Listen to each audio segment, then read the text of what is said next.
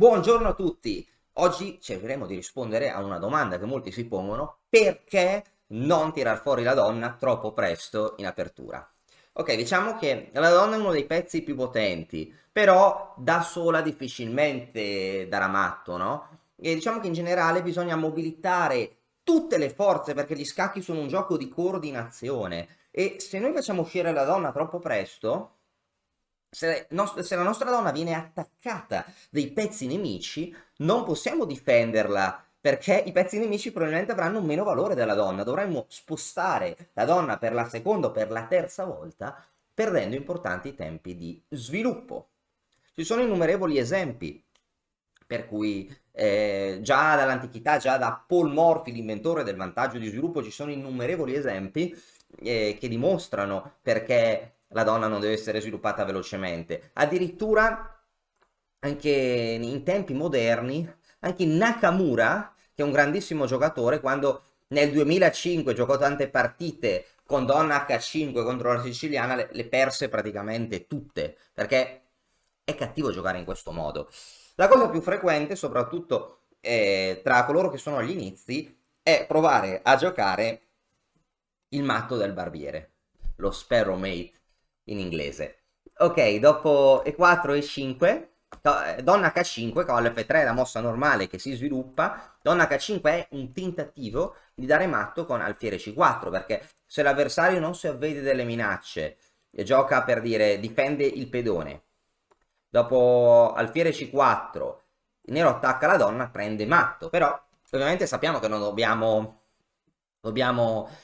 cadere nei trucchi, no? E dobbiamo pensare che l'avversario non cadrà nei trucchi, noi dobbiamo giocare sempre come se l'avversario giocasse bene. Quindi il nero qua, il nero che è un fortissimo giocatore, è Daniel Naroditsky, un grandissimo giovane giocatore in ascesa. Qua giocò G6. Questo è un torneo, un Title Tuesday, uno dei tornei che si giocano online su chess.com, ma sono comunque prestigiosi, giocano i più forti giocatori del mondo, gioca spesso Caruana, appunto Nakamura, Grishuk, e hanno consistenti premi in denaro, quindi i giocatori giocano in modo serissimo. Che qui il bianco magari deve ritirare la donna, forse andare in D1 non è male perché sia al sicuro, ma qua gioca donna F3 riproponendo il matto. Nero dice no grazie, non mi dai matto, interpone il cavallo e la donna in F3 potrebbe essere soggetta ad altri attacchi ed ulteriori perdite di tempo.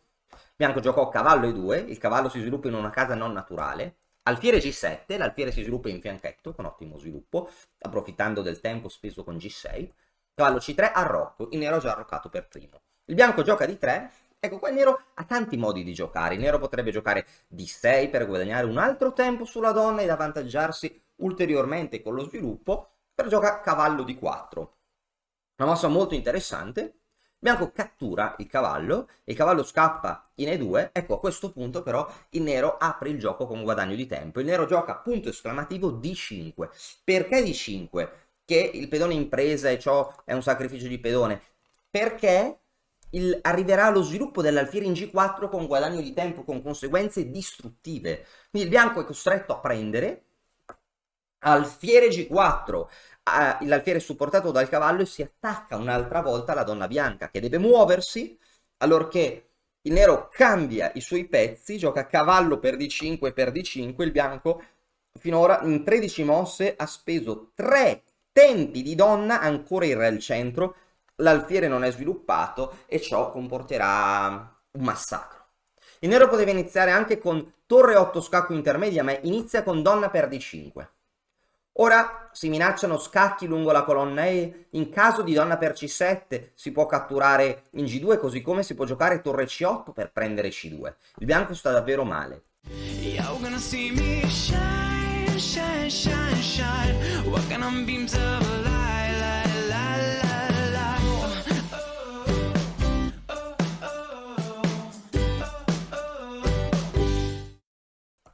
Il bianco ha giocato alfiere F4, torre F8, appunto la donna non fa molto, ha perso dei tempi, l'alfiere è fuori ma ancora le torri non sono coordinate e il re al centro. Questo è davvero il principio della fine. Ora su re D2 l'attacco potrebbe continuare con forza, si potrebbe giocare donna B5, ora sì che si può usare la donna in un secondo momento. Su B3 non so, alfiere F8, per dire tutti i pezzi si uniscono all'attacco, ora il bianco non può nemmeno occupare la colonna E pena la perdita del materiale. Re F1 torre 6 per raddoppiare, entrare in seconda, c'è un vantaggio di attività incredibile. Il bianco potrebbe prendere in C7, ma non gli conviene perché il nero continua appunto il suo attacco con conseguenze devastanti, perché un pedone è un pedone, ma due torri che non giocano sono due torri che non giocano. Il bianco gioca quindi H4, torre 8 per espandersi, per entrare in seconda e attaccare tutti i pedoni ed attaccare il proprio re. Il bianco gioca H5, ormai prova il tutto e per tutto con un attacco disperato, ma ora a questo punto pezzo sovraccarico, deviazione, l'unico pezzo che evita il matto in E1 è la torre, quindi 2 punti esclamativi, donna per A2. Dopo che abbiamo già un vantaggio di sviluppo, la donna può immolarsi. Donna per A2, 2 punti esclamativi. Mentre prima la donna bianca dopo G6 non poteva immolarsi perché non ci sarebbe appunto nessuno scopo a questo sacrificio. Ora torniamo a noi. Dopo H5, donna per A2, 2 punti esclamativi. Torre per A2 porta al matto. Torre di 1 e ora iniziano a cadere tutti i pedoni. Nero sfrutta, converte il suo vantaggio di iniziativa in un vantaggio di materiale. Caper a caper. Il bianco prova a scappare con il re, ma ora tutti i pedoni cadono. Quindi il nero sa che 3 pedoni sono 3 pedoni.